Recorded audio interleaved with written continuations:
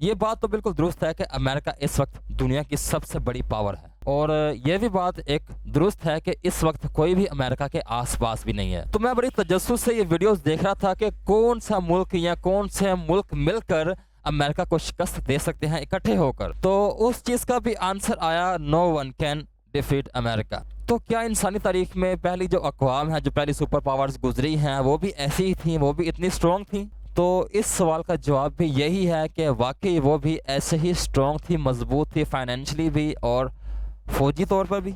और उन पावर्स ने बड़े बड़े लंबे अरसे तक हुकूमत की है दुनिया पर। जैसे तुम लोग फ़िरौन की मिसाल ले लो, मिस्र की मिसाल ले लो। मिस्र अपने टाइम पे पुराने वक्त में 5000 साल पहले बड़ा पावरफुल कंट्री था। Sorry if I am wrong, लेकिन उस वक्त का मिस्र का इंफ्रास्ट्रक्चर देख लो और आज की तुम आर्किटेक्चर देख लो, उसमें बड़ा फ़र्क है।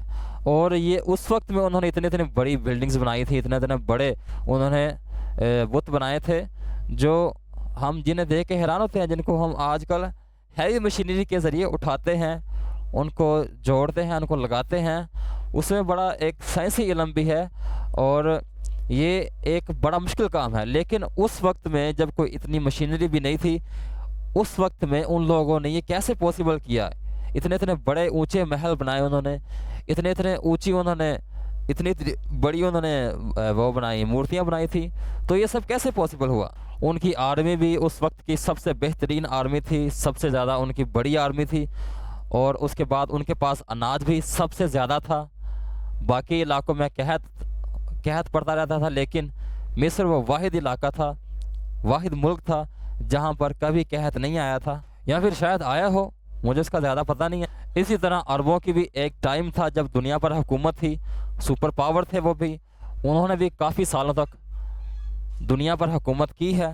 तो मुझे ज़्यादा दूर का अंदाज़ा नहीं है क्योंकि मैंने ज़्यादा हिस्ट्री नहीं पढ़ी, लेकिन मैं हिस्ट्री सुनता हूँ, ज़्यादातर हिस्ट्री अपने चैनल पे देखता हूँ भी हूँ। जो जिस चीज़ का मैं असेसमेंट कर सकता हूँ वो ये है कि जो हमने अपना बरसगीर पाक व हिंद में जो मुगलिया एम्पायर था वो किस तरह एंड पे पहुंचा, वो भी एक वक्त में बड़ी स्ट्रॉन्ग हुकूमत थी, हर तरह की वहाँ आसाइशें थी, फ़ौज भी थी, सब कुछ था। 1000 साल मुगलिया एम्पायर ने हुकूमत की है, तो उसके टूटने की वजह क्या हुई? उसके कुछ कुछ मुहर्रकात थे जिनको एनलाइटन करना भी बहुत ज़रूरी है। तो मुगलिया जो शहज़ादे थे, जो बादशाह होते थे, वो वक्त के साथ साथ जो है ना, उनका जो फोकस था ना अवाम से, वो हटता गया। वो अपनी अयाशियों में लग गए, अपनी रोज़मर्रा ज़िंदगी को ज़्यादा इम्पोर्टेंट उन्होंने देने शुरू कर दी, और अवाम का हाल चाल उन्होंने पूछना छोड़ दिया, अवाम की खैर खाई के लिए काम करना छोड़ दिया था।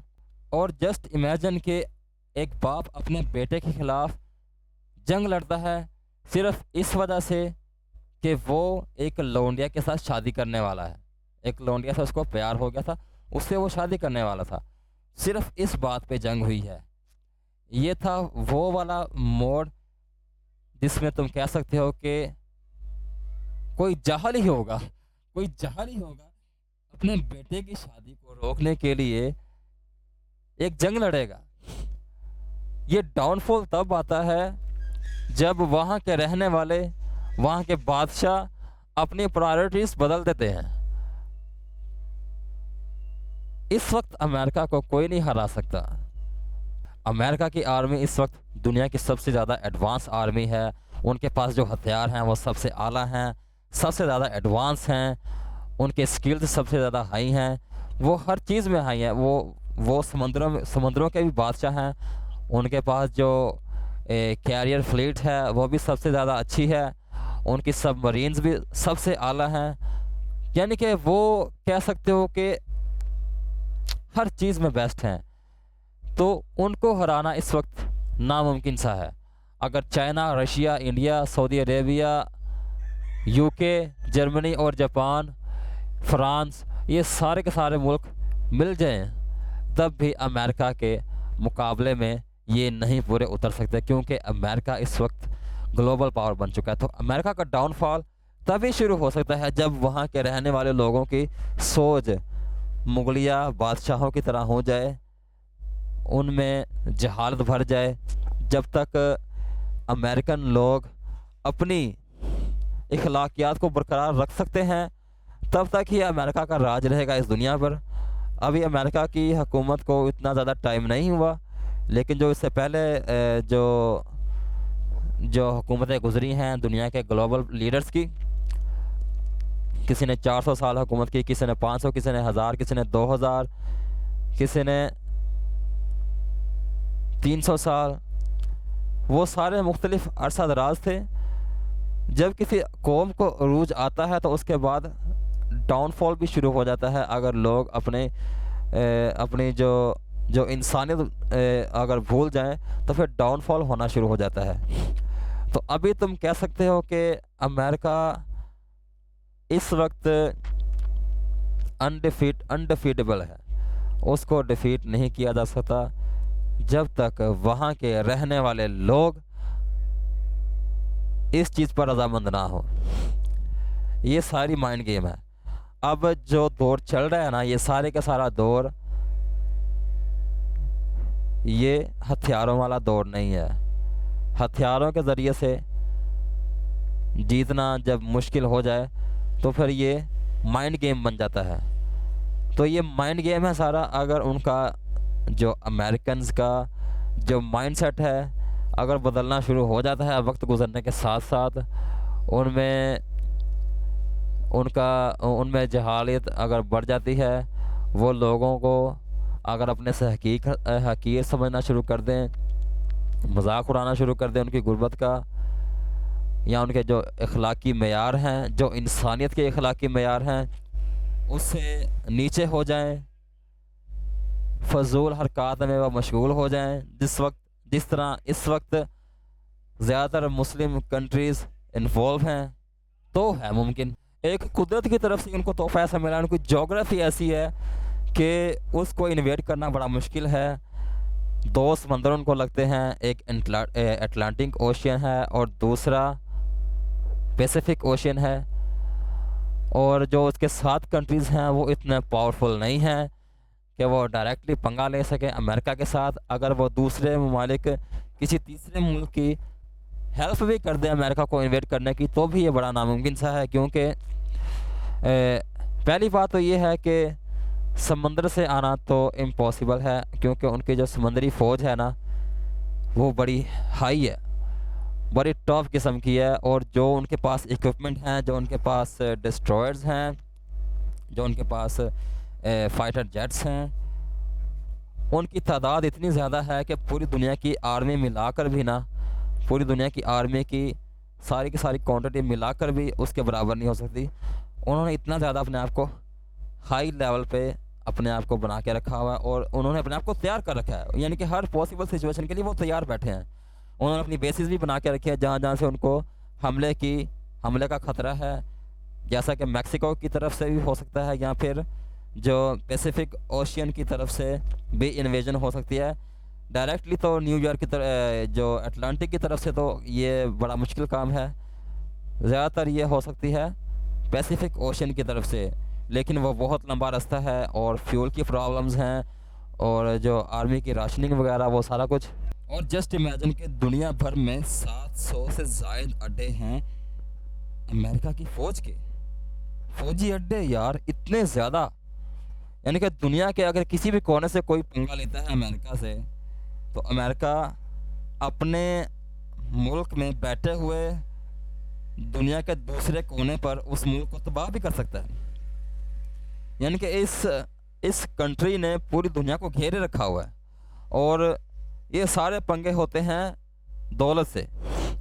तो अमेरिका की जो करेंसी है इस वक्त दुनिया की वो करेंसी है जिससे सारी दुनिया लेन देन करती है। इस वक्त सबसे मजबूत जो करेंसी है वो अमेरिकन है, स्टेबल करेंसी है।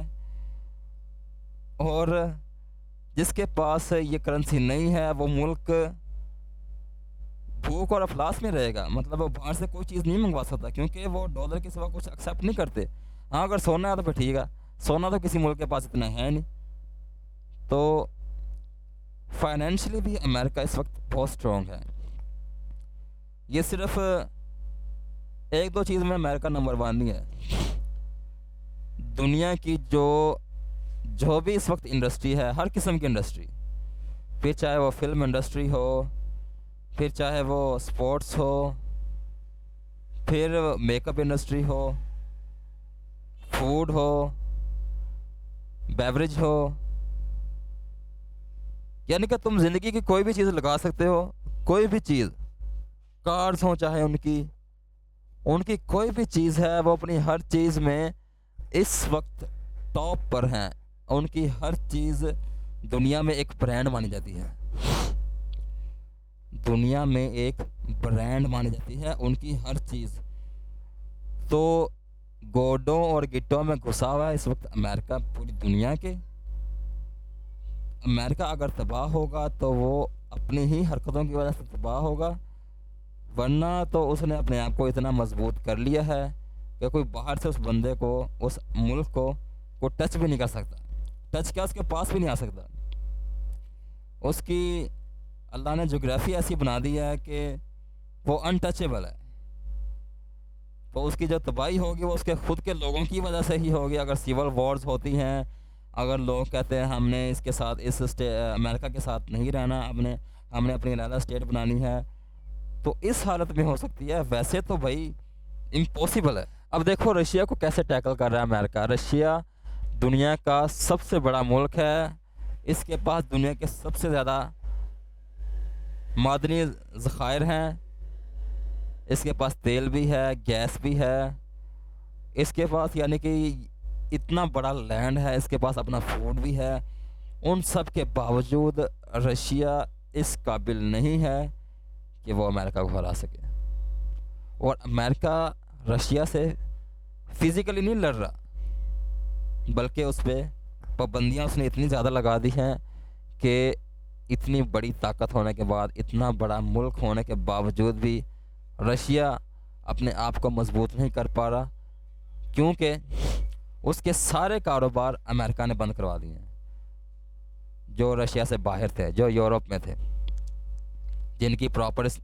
जिन रशियंस की प्रॉपर्टी थी यूरोप में या अमेरिका में, वो सारी की सारी सीज़ कर दी गई हैं। तो इस तरह से अमेरिका ने रशिया को कमज़ोर किया हुआ है। वरना एक टाइम था कि ये दोनों बराबर चल रहे थे, लेकिन अब अमेरिका बहुत आगे निकल गया है। और जस्ट इमेजिन के ये सिर्फ ताकतवर नहीं है, चालाक भी हैं। ये चालाकी के साथ इस दुनिया पर रूल कर रहे हैं। और दौलत के साथ साथ इंसान के पास दिमाग भी होना चाहिए, तभी वो ज़्यादा देर तक सरवाइव कर सकता है, इसके अलावा नहीं। अब चाइना भी एक मुल्क उभर रहा है जो मुकाबला दे रहा है अमेरिका को। अमेरिका ने जब देखा कि चाइना ने अपने अलहदा सेमीकंडक्टर बनाने शुरू कर दिए हैं, तो उसने हवावे को बैन कर दिया, यानी कि सैंक्शंस लगा दी। विद इन चाइना सिर्फ हवावे देखने को मिलता है, इसके अलावा कहीं नहीं, क्योंकि अमेरिका को डर था कि हमारे जो ब्रांड्स हैं